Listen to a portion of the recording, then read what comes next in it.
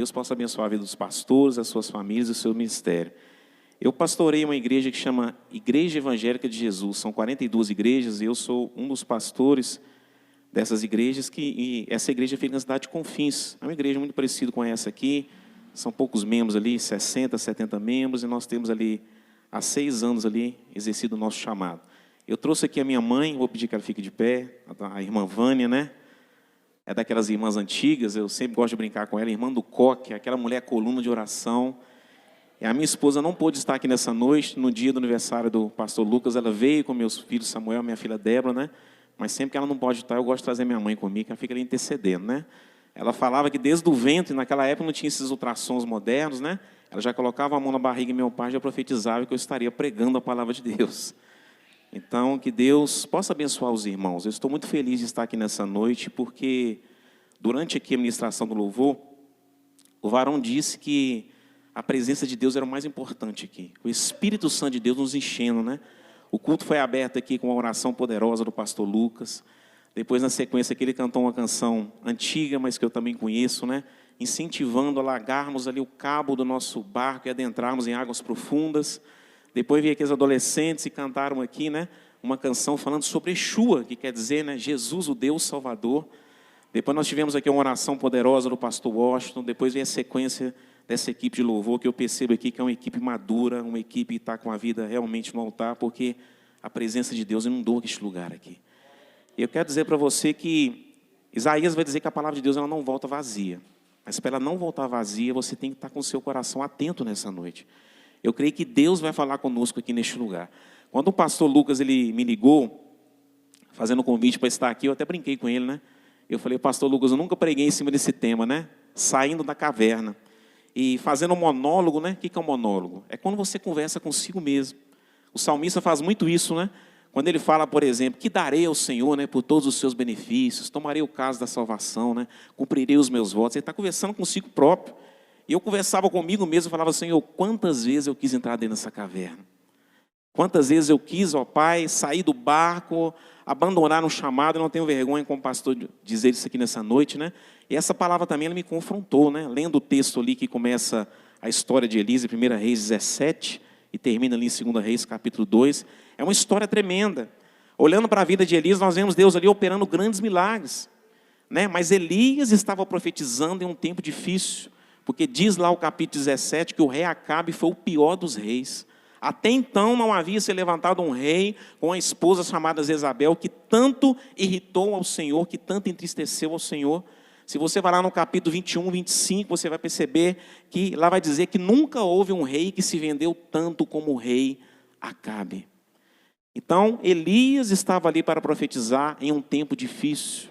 Nós estamos vivendo também um tempo bem difícil. Quando eu era bem criança, eu lembro que era pregado o evangelho, meu pai também era um pregador do evangelho, e você pregava o evangelho, a pessoa tinha aquele temor, ela queria estar junto com os irmãos, ela queria estar na igreja. Hoje você prega o evangelho, oferece buscar na porta de casa, de carro, e muitas vezes as pessoas não têm tido esse anseio de estar na presença dele.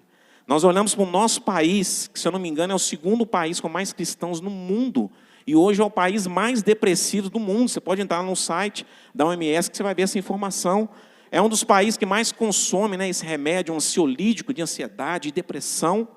Nós temos um país com tantas igrejas, são abertas no Brasil 50 igrejas por dia. Eu estou falando de igreja com CNPJ, fora as igrejinhas que vão abrindo portas aí. Glória a Deus por isso. Mas o que tem acontecido com o nosso país? Se o nosso país é um país cristão, um país que abre 50 igrejas por dia, eu trabalho em Vespasiano também, eu tenho a mesma profissão do sargento Lucas, né, que também é pastor, é da minha época de sargento, fez o curso na mesma época que eu. E lá no Morro Alto tem ruas lá que tem 8 igrejas. Eu passo lá e dou glória a Deus, né?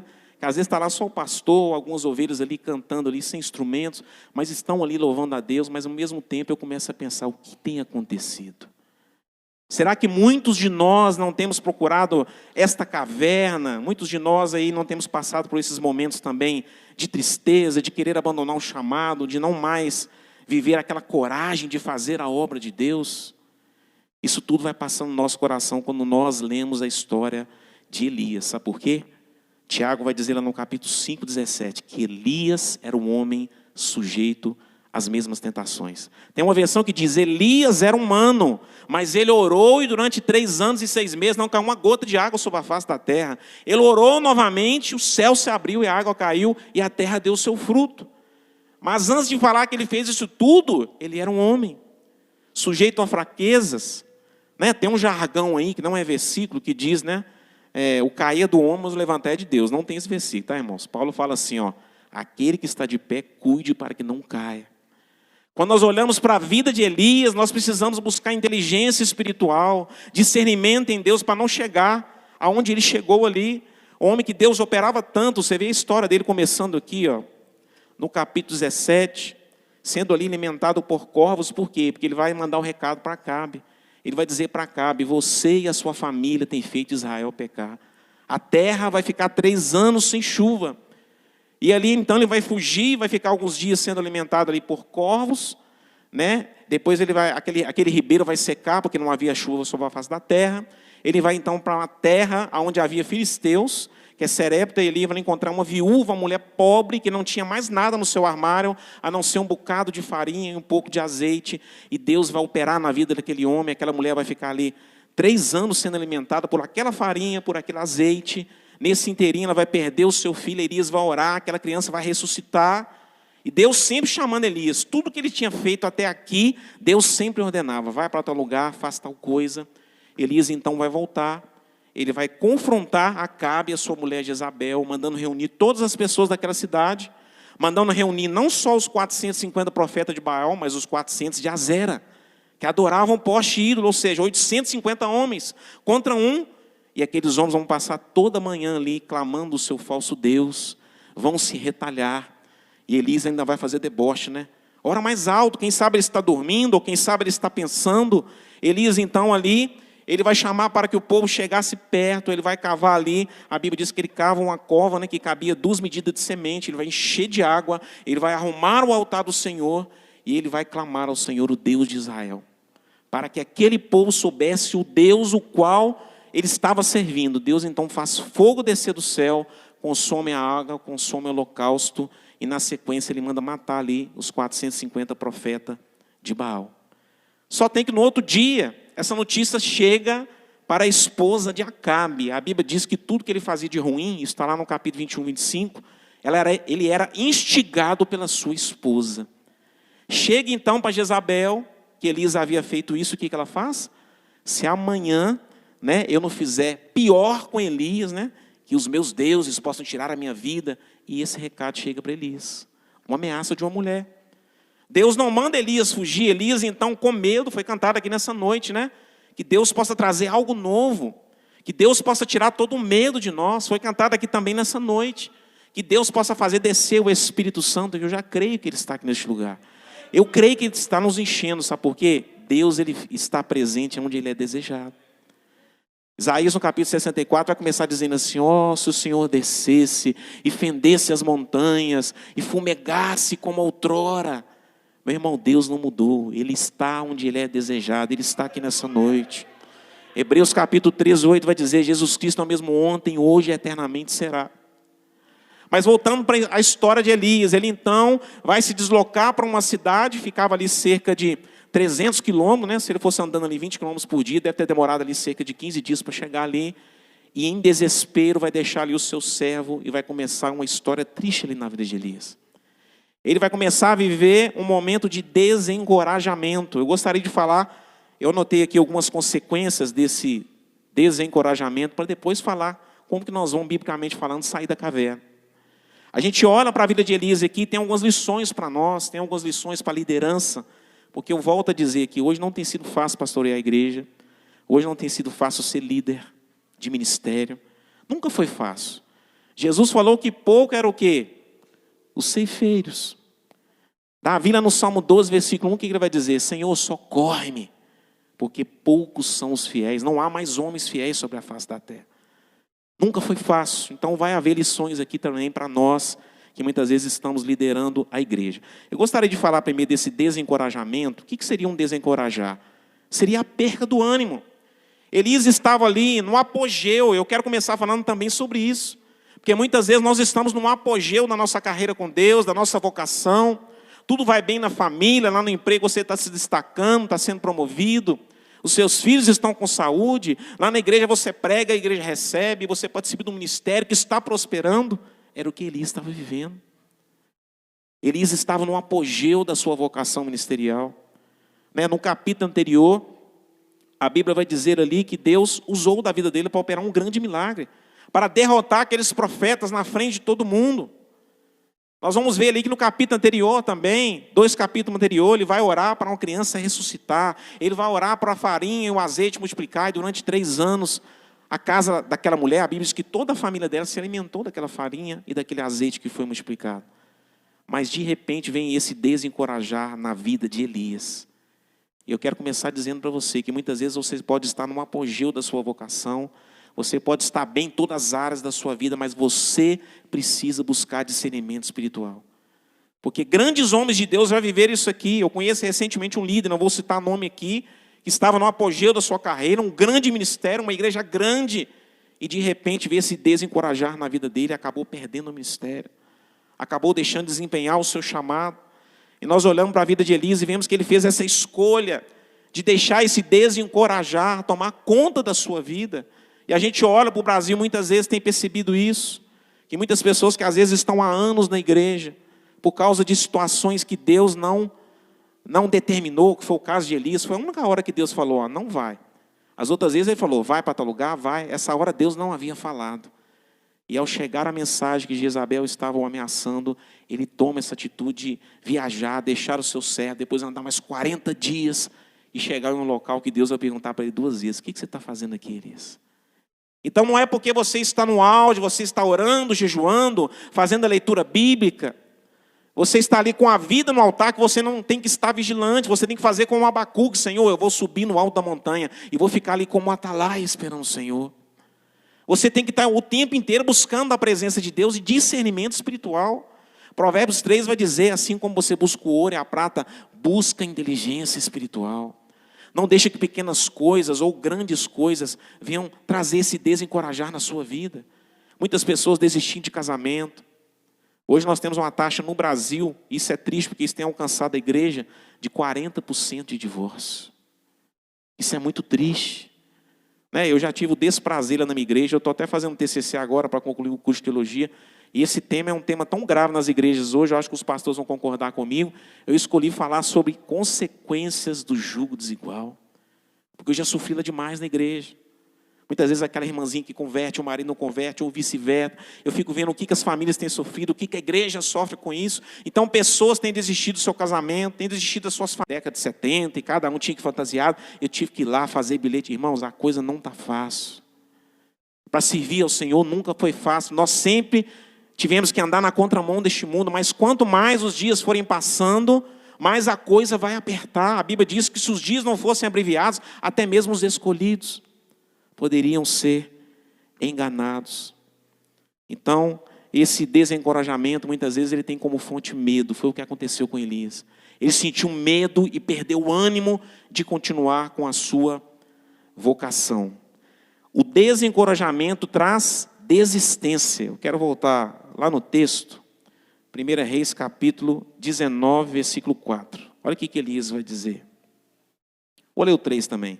Elias teve medo e correu para salvar a sua vida. Quando chegou a Berseba, que pertence a Judá, deixou ali o seu moço. Ele mesmo, porém, foi ao deserto, ao caminho de um dia, chegou, assentou-se debaixo de um zimbro e pediu para si a morte, dizendo, já basta, ó Senhor, toma agora a minha vida, pois não sou melhor do que os meus pais. Elias desistiu do seu chamado aqui neste momento. E você percebe que a coisa vai agravando os capítulos que vão passando. Que primeiro, pastor Lucas, ele vai para debaixo de um zimbro, depois ele vai para a caverna. Você vê que a depressão dele está aumentando. A tristeza no coração dele está aumentando. E quantas vezes você pensa em desistir de exercer o seu chamado, de exercer o sacerdócio dentro do lar, de ser um servo de Deus que dá testemunho lá fora, porque tem um mensageiro que chama mensageiro de Satanás, que muitas vezes quer fazer você desistir. Lembra do que Paulo falou? Eu orei ao Senhor, mas ele disse, a minha graça te basta. Mas antes disso ele vai falar que o mensageiro de Satanás, é como se ele estivesse dizendo, Satanás está buzinando no meu ouvido, olha aí o Deus que você está servindo. Você está orando para ele, mas ele não está te curando. Meu irmão, deixa eu dizer uma coisa para você, que a vida cristã, ela é dialética. A Bíblia diz, o choro dura uma noite e a alegria vem pela manhã. Não é feito só de alegria, não é feito só de vitória, não. O que vai diferenciar você como servo de Deus é a maturidade pela qual você vai se comportar diante da luta ou diante da alegria. Na alegria você vai ter humildade para reconhecer que foi Deus que deu aquela vitória. Você vai ter força para continuar servindo Ele. Durante a luta você não vai olhar para as circunstâncias, mas vai olhar para o Deus o qual você serve. Porque essa história na realidade não fala de Elias, fala do Deus que Elias servia. Então isso é o que faz a diferença para que nós não venhamos desistir. Elias ficou apático. O que é apatia? É aquela coisa, deixa a vida me levar. Você vê que o anjo vai precisar de sacudir ele 2 vezes para dar ele alimentação. Ele entregou mesmo, ele chutou o balde, ele ficou apático diante daquela situação. E muitas vezes isso acontece. Lutas vêm e faz com que muitas pessoas venham desistir de estar na presença de Deus, desistir de estar exercendo o seu ministério. Lembra de Demas? O que Paulo falou? Demas amou o presente século e me abandonou. Lembra de Alexandre o Latueiro, lá em Timóteo? Alexandre o Latueiro causou grande mal a mim, que o Senhor possa pesar aquilo que ele fez. Grandes homens, nós olhamos para a vida de Sansão, de tantos outros que tiveram um grande chamado. A Bíblia diz que o Espírito do Senhor os impelia, mas de repente desistir do seu chamado. Então eu quero dizer aqui para você nessa noite, não desista do seu chamado. Se Deus o chamou, Ele vai te capacitar, meu irmão. Se você continuar na presença de Deus, Ele vai te encher do Espírito Santo, Ele vai te dar discernimento, e o seu chamado, ele vai prosperar, e vai alcançar almas lá fora, em nome de Jesus. O desencorajamento levou Elias ao vitimismo. Isso acontece muito dentro da igreja hoje, né? A gente chama de autocomiseração. Quando a pessoa está passando por um momento assim, uma vez eu vi um pastor dizendo, enquanto houver Deus, diabo e pastor, ninguém é culpado, né? Elias, quando Deus pergunta para ele assim, Elias, o que você está fazendo aqui? Deus chama a atenção dele, porque pergunta 2 vezes. Todas as vezes que Deus faz algo 2 vezes na Bíblia, você tem que parar e prestar atenção. Você já viu os duplos chamamentos? Saulo, Saulo. Moisés, Moisés. Jacó, Jacó. Marta, Marta. É como se Deus estivesse chamando a atenção. E Deus vai perguntar para ele 2 vezes, o que você está fazendo aqui, Elias? O que Elias faz? Ao invés dele responder, ô Senhor, eu pequei contra o Senhor. Foi a primeira vez que eu não busquei orientação. Das outras vezes o Senhor falou, vai, eu vou. E agora simplesmente eu fui. O que ele faz ao invés disso? Ah, mas só tem eu em Israel, Senhor. Os seus profetas foram mortos, eu estou sendo perseguido. Aí Deus fala de novo, novamente, ele cita isso, e Deus vai falar com ele, não, tem 7.000, Elias, não é só você, que não dobraram os seus joelhos a Baal. Então muitas vezes nós estamos vivendo esse momento de desencorajamento e buscamos culpa em alguém. Muitas vezes nos sentimos vítimas de situações. Isso muitas vezes acontece na vida do cristão que ainda não amadureceu espiritualmente. Irmãos, ontem mesmo eu passei uma situação assim, eu acredito que todos os pastores já passaram isso, principalmente na atualidade, né? Quando um membro te chama para conversar e fala que vai sair da igreja. A primeira coisa que vem na sua mente, nossa, será que eu fiz alguma coisa? E eu sempre busco aquele versículo que me libertou. E eu quero falar para os pastores aqui para libertar vocês também. 2 Coríntios 1,12. Quando Paulo fala assim, ó, a minha consciência é a minha glória. Quando a irmã me ligou, eu pensei assim, ó, já veio a história dela na minha mente, né? Peraí, tem 5 anos na igreja, já fiz isso por ela, já ajudei nisso. Não, então está tranquilo, vou lá conversar com ela. E a minha esposa falou, eu acho que ela está querendo sair da igreja. E chegando ali, foi essa situação, agradeceu. Não, você me abraçou, sua esposa me abraçou, e foi bênção, mas eu acho que chegou o meu tempo, eu visitei uma outra igreja, eu quero estar congregando lá, porque lá a missionária, ela revela, eu gosto mais de revelação, aqui é mais palavra, mas eu acho que eu tenho um chamado nessa área. Irmãos, antigamente, eu ficava tão triste que eu falava, ah, não, Deus, não é possível. Você não está olhando para mim, não. Eu vim aqui, preguei, eu fui lá aconselhar esse casal, e minha esposa passou a noite no hospital com a filha dela, agora vim aqui, sai da igreja. Será que realmente eu tenho esse chamado? Eu me fazia de vítima, porque a nossa tendência é essa. E foi o que Elias fez, Senhor, só tem eu em Israel te servindo. O desencorajamento faz isso conosco. Nós queremos colocar a culpa em alguém. Nós queremos olhar para Deus e muitas vezes dizer, Deus, o Senhor não está cuidando de mim como o Senhor deveria, meu irmão. A Bíblia diz lá em Provérbios 15:3 que os olhos do Senhor estão em todo lugar, contemplando os maus e os bons. O salmista vai dizer que as pálpebras do nosso Deus, elas não se fecham. Deus está olhando para você 24 horas por dia. A Bíblia diz lá no Salmo 139 que é um livro onde todas as coisas são escritas. Inclusive já estaria escrito que eu estaria aqui, esses pastores, vocês nessa noite. A Bíblia ainda vai dizer mais que é um odre onde ele pega cada lágrima nossa e escreve acerca dela. Não é porque muitas vezes você não está vendo Deus na sua frente. A Bíblia diz que quando Jacó, ele coloca ali a pedra e coloca a sua cabeça, ele tem aquele sonho de anjos subindo e descendo, e quando ele acorda ele fala, na verdade Deus estava neste lugar, eu não sabia. A presença de Deus não depende da sua percepção, Deus tem que cuidar de você. Se você está aqui nessa noite é porque tem promessa ainda para cumprir na sua vida, então não se faça de vítima. Toma posse da vitória, meu irmão. Creia que Deus tem operado milagres na sua vida e já te deu a salvação, que é o principal na vida de um cristão. E continuando aqui, o desencorajamento de Elias gerou nele uma leitura equivocada dos fatos. Quantas pessoas estão tendo uma leitura equivocada do que está acontecendo na vida delas? Porque esquece que nós passamos por lutas, provações. Mesmo Deus falando para ele, não, peraí, você não está só não, tem 7.000. Ele continua falando, Senhor, mas eu estou só. Leitura equivocada dos fatos.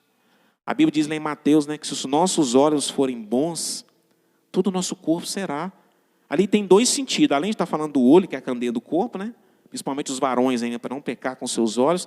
Ali está dizendo o seguinte, depende da maneira pela qual você vê a situação.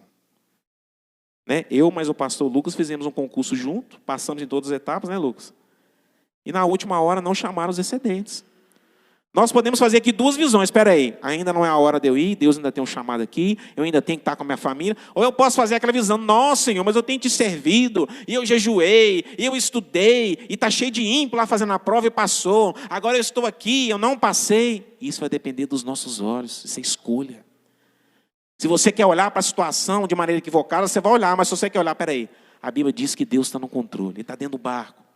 A Bíblia diz que é necessário que as ovelhas sejam agregadas. Eu já fui agregada. A Bíblia diz, não se turbe o vosso coração. Ele está no controle da situação. A Bíblia diz no Salmo 103 que Deus está sentado no trono de onde Ele governa tudo.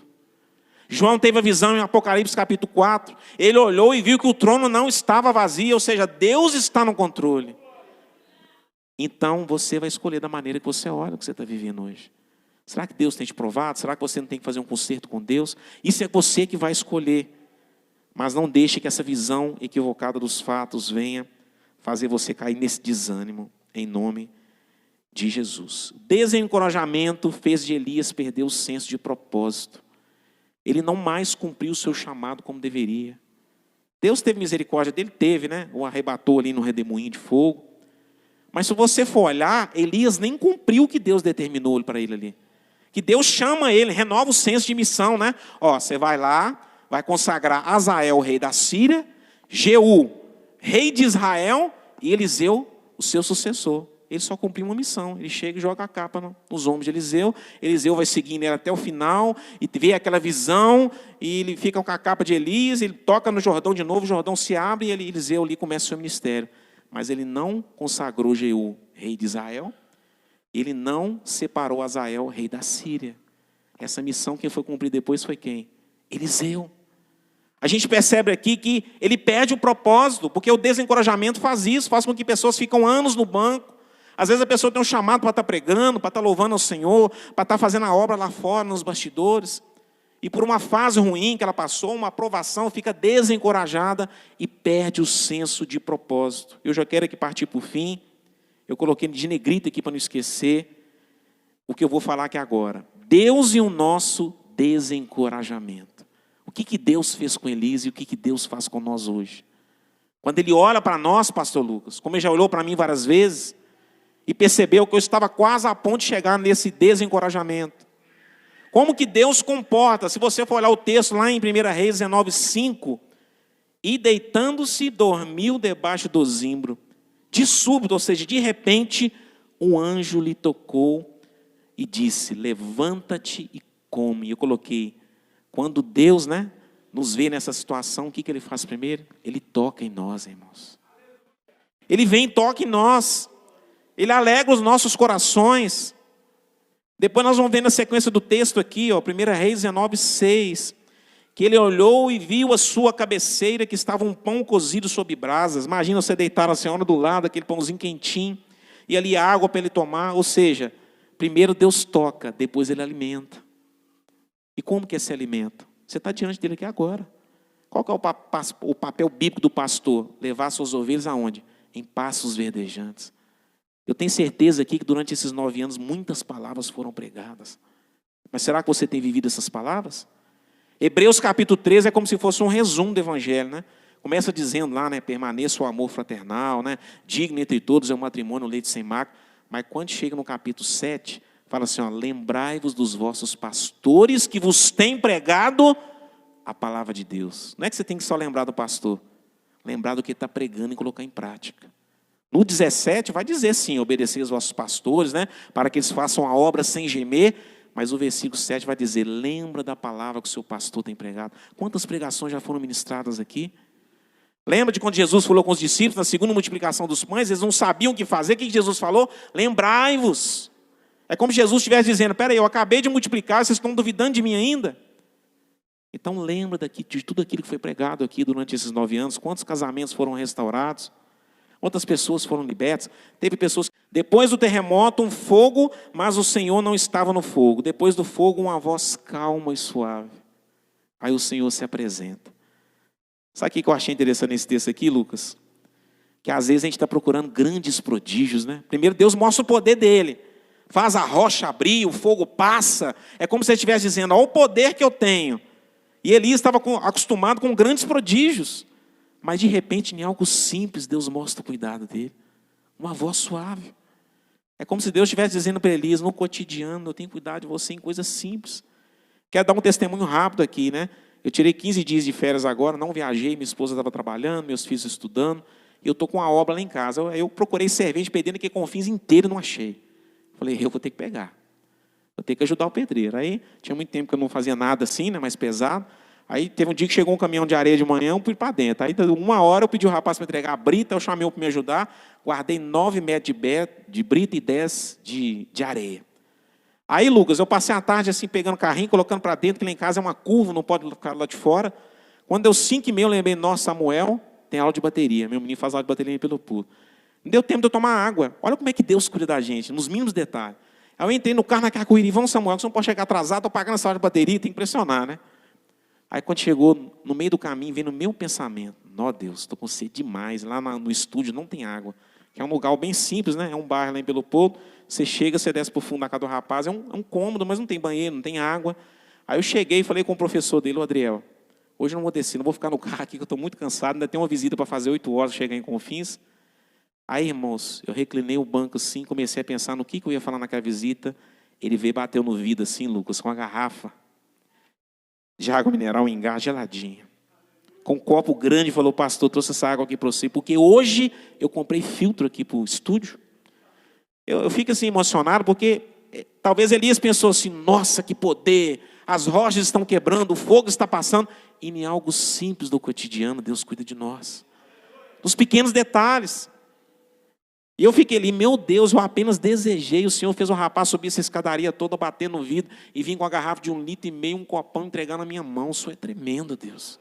O Senhor sonda a nossa mente, o Senhor nos conhece.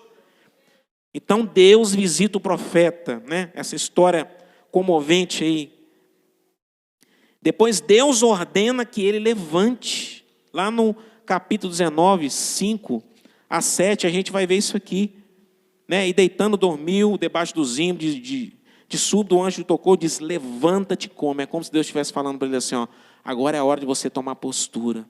Eu já te toquei, eu já te alimentei, eu já te visitei, e agora realmente é a hora de você tomar postura. Deus traz então um novo senso de missão para ele, passa as direções daquilo que ele deveria fazer. Agora eu quero encerrar essa mensagem aqui, trazendo para você aquilo que Deus colocou no meu coração para trazer aqui, a solução para você sair da caverna. Sabe por quê? Caverna não é lugar de servo de Deus ficar, não. Caverna é lugar de fungo, de mofo. A caverna é a penumbra da alma. Sabe o que é a penumbra? É aquele lugar escuro que você está vendo claro lá fora, mas você quer ficar ali. Deus não te chamou para isso. Na Bíblia, toda vez que a pessoa se estava numa caverna, porque ela estava fugindo de algo, ela estava com medo. Você vê Davi na caverna, você vê ali 500 profetas, parece, né? que um homem escondeu ali de Jezabel, todos eles iam para a caverna porque estavam com medo. A Bíblia diz que o verdadeiro amor lança fora todo medo. A Bíblia diz que os covardes não herdarão o reino dos céus. Então, pastor, o que eu tenho que fazer para sair da caverna? Deus me deu um texto aqui para encerrar.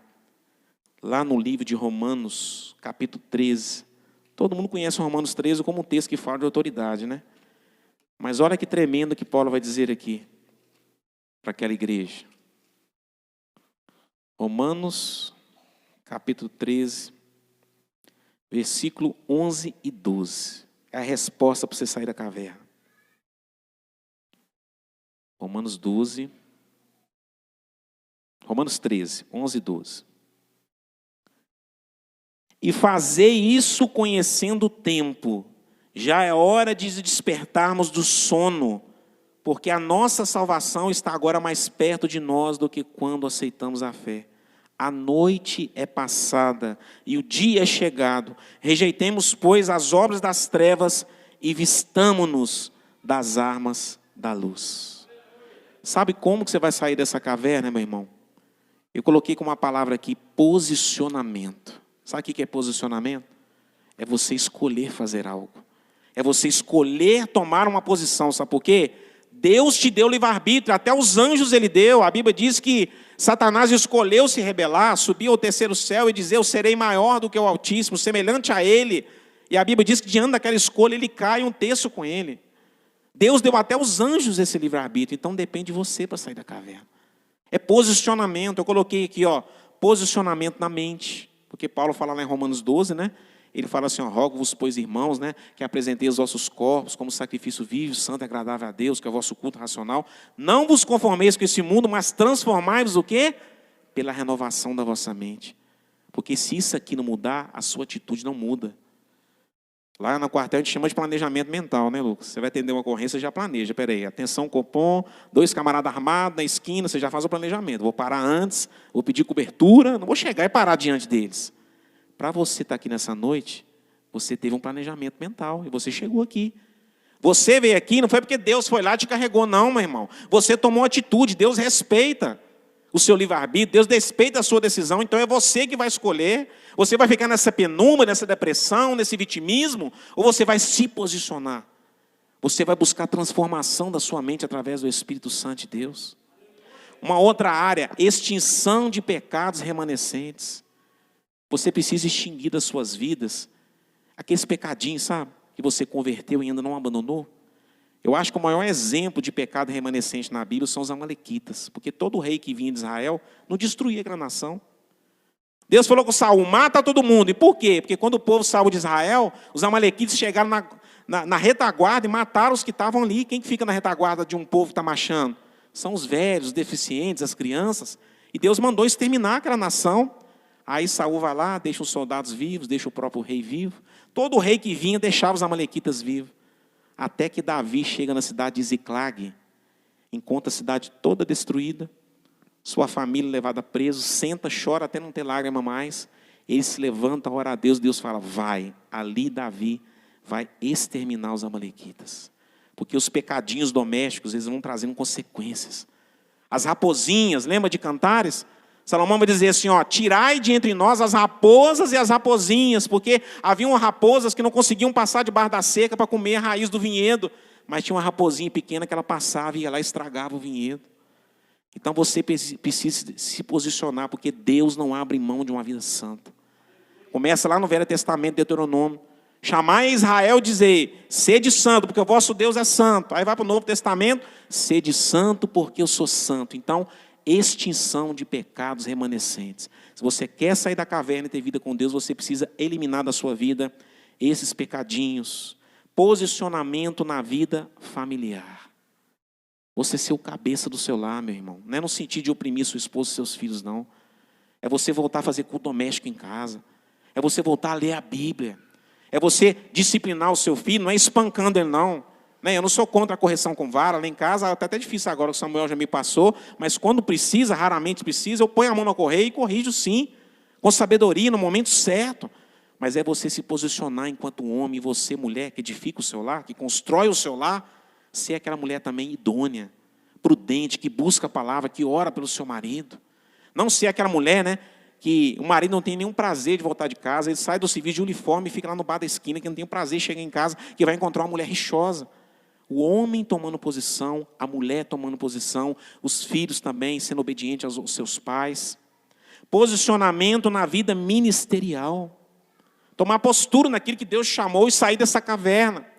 Paulo vai dizer, avise Arquipo, né? Atenta para o teu ministério, é atentar naquilo que Deus te chamou. Posicionamento também na vida devocional. O que é vida devocional, pastor? Oração, jejum. Qual foi a última vez que você jejuou, que você chorou na presença de Deus? Que você realmente clamou a presença dele dentro do quarto, que você fez um propósito para se encher mais do Espírito Santo de Deus? Posicionamento nessa vida com Deus. Posicionamento na vida financeira. Ser uma pessoa que dá testemunho lá fora.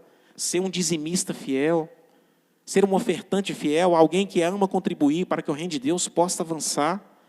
Não ser aquele que fica procurando essas historinhas. Dízimo é do Velho Testamento. Mas o Senhor, meu pastor, nada não me faltará. Você quer, amém? 1000 cairão ao meu lado, 10.000 à minha direita. Você também quer. Então tomar postura de servo de Deus e ser um dizimista fiel.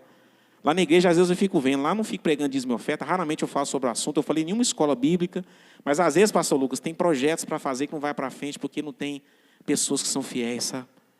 Na sua vida financeira. E sempre aquele que nos procura para ser aconselhado nessa hora, nessa área, pedindo ajuda, são pessoas que não têm sido fiéis ao Senhor. E por último, posicionamento na prática do Evangelho, para encerrar. Porque eu falei aqui tudo que o desencorajamento causou na vida de Elias. E eu estou te dando aqui a solução bíblica. Paulo está falando, a noite já passou. O dia já é chegado, meu irmão, não importa o que passou. A Bíblia vai dizer lá em Atos 17:30 que Deus, né, ele não leva em conta o tempo da ignorância, mas ele chama todos os homens em todos os lugares que se arrependam. Não importa o que já passou, mas Paulo está dizendo, meu irmão, não é hora de brincar mais. A noite já passou, o dia está chegando. Então, por último, posicionamento na prática do Evangelho. O que é isso, pastor Moisés? É você viver o Evangelho como ele é, meu irmão. É você pegar a palavra pregada e tomar posse dela. É você pegar uma palavra como essa aqui dessa noite aqui, não. O pastor pregou, ele leu os versículos, ele me mostrou que está na palavra, eu vou viver isso na minha vida. Né? Dias atrás aí, eu trouxe uma palavra para os jovens lá, falando sobre a arte de fazer mal feito, né? Aquelas pessoas que tudo que você passa para ela, ela faz mal feito, com desânimo. Irmãos, aquela palavra falou tanto no meu coração, porque eu olhei para dentro de mim e comecei a pensar como é que eu estava dirigindo, como é que eu estava me comportando no quartel, quanto tempo que eu não fazia um culto lá em casa. Aquela palavra falou comigo e trouxe transformação na minha vida, porque eu permiti. Então, praticar o Evangelho, se posicionar em isso, é você pegar a palavra e começar a viver ela. Não ficar só nesse crente nominal, eu sou cristão, mas não vive o Evangelho. Não vive a palavra de Deus. Então eu quero aqui encerrar a minha oportunidade fazendo uma oração pela sua vida. Vamos ficar de pé, em nome de Jesus. Talvez você se identificou com essa palavra, porque eu me identifiquei. Eu não tenho vergonha de ser o primeiro a estar aqui na frente para essa oração. Mas eu quero fazer um chamado aqui para me retornar a minha oportunidade para o pastor Lucas. Pastor, essa palavra foi muito no meu coração, porque eu estou muito parecido com Elias. Se eu pudesse ficar na caverna o dia inteirinho, eu ficava. Porque Elias chegou num ponto que o anjo teve que sacudir ele para ele levantar e comer, irmãos. Ele entrou numa depressão profunda. Ele entrou num momento de tristeza. E ele era um grande homem de Deus. Jesus, você olha para ele, Jesus, hein? A Bíblia diz que o verbo se fez carne e habitou entre nós. Jesus sentiu amargura demais ali no Getsêmani. Quando ele chegou na cruz, que ele falou, Eli, Eli, lama sabachthani, Deus meu, por que me desamparaste? Ele estava no seu limite de ser humano, de tristeza. Mas ele toma uma postura, ele clama aquele que podia trazer libertação. Então, se você está se sentindo assim, não tenha vergonha, pastor. Talvez eu não estou na caverna, mas eu estou prestes a entrar, ou estou na caverna. Para ministrar na sua vida, para alegrar o seu coração nessa noite, para fazer como ele fez com Davi lá no Salmo 51, né? Senhor, volta-me da alegria da tua salvação. Davi tinha palácio, tinha mulheres, ele perdeu a alegria. E ele vai dizer, Senhor, volta-me da alegria da tua salvação. Tem alguém que vai vir, irmão? Se não tem, eu vou orar pela igreja toda então. Amém? Você está vindo, irmã? Amém. Mais alguém, irmãos, para me fazer essa oração aqui, passar a palavra? Glória a Deus. Qual que é o nome da irmã, pastor? Miriena. Veio aqui na frente cumprimentar a gente quando a gente chegou. Aleluias. Vou estar orando para essas irmãs que estão chegando aí também. Maria Anastácia. Eu vou falar irmãs, que aí Deus contempla, porque eu sou ruim de gravar nome. Grande Deus eterno, Pai, nós estamos aqui na Tua presença nessa noite, ó Pai. Diante de momentos tão especiais, eu pude sentir tanta Tua presença aqui nas orações, nos louvores. Foi algo tremendo que o Senhor fez aqui nessa noite. É como se o Senhor estivesse dizendo, eu tenho aprovado esta obra, eu estou no meio deste povo. Mas muitas vezes, ó Pai, nós estamos ali, ó Pai, naquela penumbra espiritual, como Elias estava, com o coração triste, sem ânimo, ó Pai, para continuar com a nossa família, fazendo a Tua obra, Pai querido. E a Tua palavra nos chama lá no capítulo 13 de Romanos, ó Pai, a nos posicionarmos. Eu quero aqui entregar a vida dessas irmãs, ó Pai, talvez desses irmãos que estão ali sentados no banco, que estão ali em pé, que estão nessa situação, ó Pai, que Elias estava, passando um momento de desespero, e Elias ali pediu até a morte. Eu peço ao Senhor, ó Pai, alegra esses corações, alegra o coração dessas irmãs, ó Pai, que tiveram humildade de vir aqui à frente, que o Senhor possa, ó Pai, operar milagre na vida dessas mulheres, ó Pai, trazendo a restauração da alegria, trazendo, ó Pai, renovo espiritual e ânimo para continuar, ó Pai, a caminhada. Abençoa também os pastores que aqui estão, as suas famílias. Abençoa esse ministério, ó Pai, que está completando aqui 9 anos, mas que começou outrora. Que o Senhor venha continuar usando este lugar para que almas venham se render aos pés do Senhor. Abençoa também a vida do pastor Lucas, da sua família, ó Pai, e toda essa congregação. Obrigado por tudo que o Senhor fez aqui nessa noite, em nome de Jesus. Amém. Quero agradecer a oportunidade, viu, Lucas? E dizer que agora tá 2-0 para mim, tá? Eu já vim aqui 2 vezes, você não foi lá nenhuma. Agora, na próxima, agora, com certeza, quem vai lá em Confins é o pastor Lucas. Ô, glória! Não precisa, já sei que eu estava devendo, mas está na bênção. Deus abençoe, pastor Moisés. Pode assentar aí rapidamente. Glória a Deus, aleluia. É bom, né? A gente está em família, aleluia, família de Deus. E a gente tem essa liberdade, né? Amém. Chegou aí pastor Márcio, juntamente com a esposa, lá do Ministério Casa de Levi, junto ali, missionária Ednei, a sua esposa. Deus abençoe a todos, tá bom? Veio o representante do pastor Gilson, né, da Igreja Pentecostal Jardim de Jesus Cristo, é o Breno, acertei o nome, né? Ô glória, está ali, veio também acompanhada aí da irmã Valmira também, que é minha tia. Deus abençoe, viu, em nome do Senhor Jesus.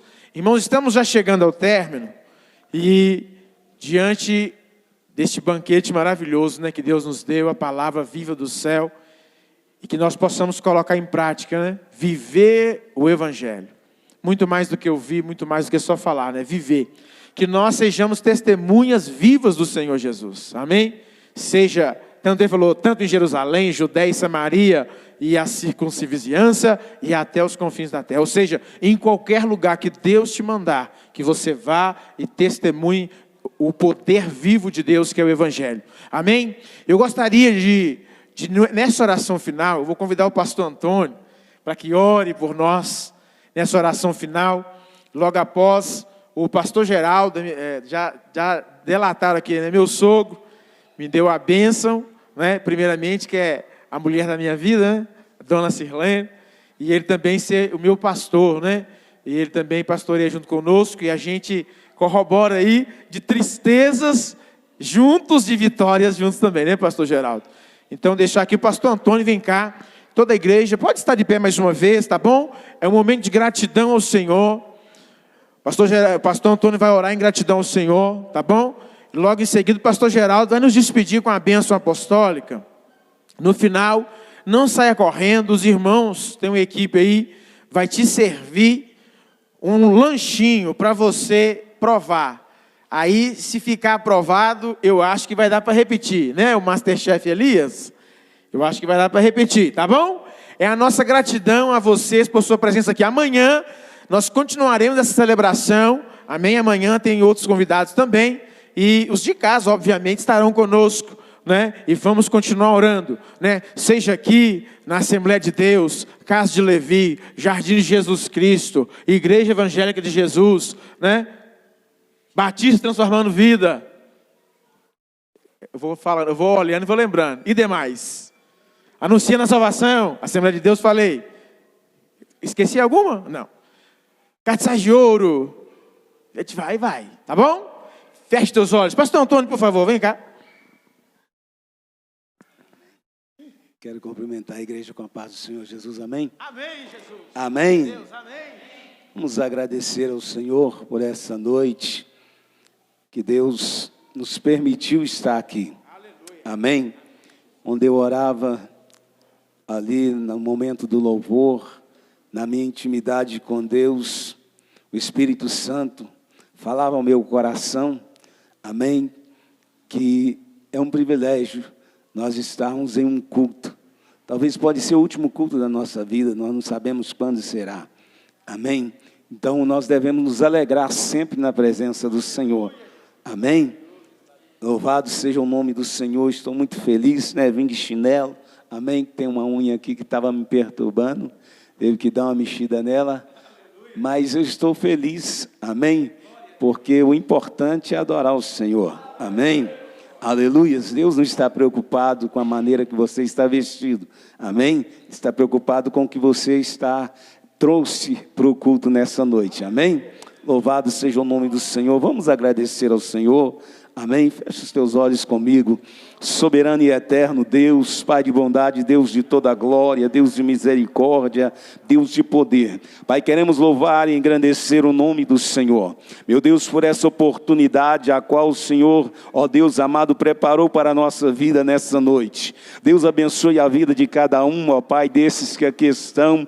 Ó Deus, a vida dos pastores, meu Pai, dos ministérios, ó Pai, representados aqui nesta noite. Ó Deus, que a graça do Senhor continue, ó Deus amado, nos impulsionando, ó Pai, ó Deus, em nome do Senhor Jesus Cristo, somos gratos ao Senhor por tudo que o Senhor fez aqui nessa noite, e sabemos, ó Deus, que amanhã, ó Deus, será um dia de continuidade, ó Pai amado, ó Deus, e sabemos que grandes coisas o Senhor fará, ó Deus, louvado seja o nome do Senhor, ó Deus, juntamente com a tua igreja, meu Pai, eu quero agradecer ao Senhor nessa noite, em o nome do Senhor Jesus, em nome de Jesus. A igreja diz amém? Recebe o pastor Geraldo, amém? Com palmas. Amém, irmãos? Levanta as mãos e receba a bênção apostólica. O amor de Deus e a graça de Jesus Cristo e a comunhão consoladora do Espírito Santo que seja com todo o povo de Deus, não só hoje, mas para sempre. Amém? E as palmas louvam o Senhor.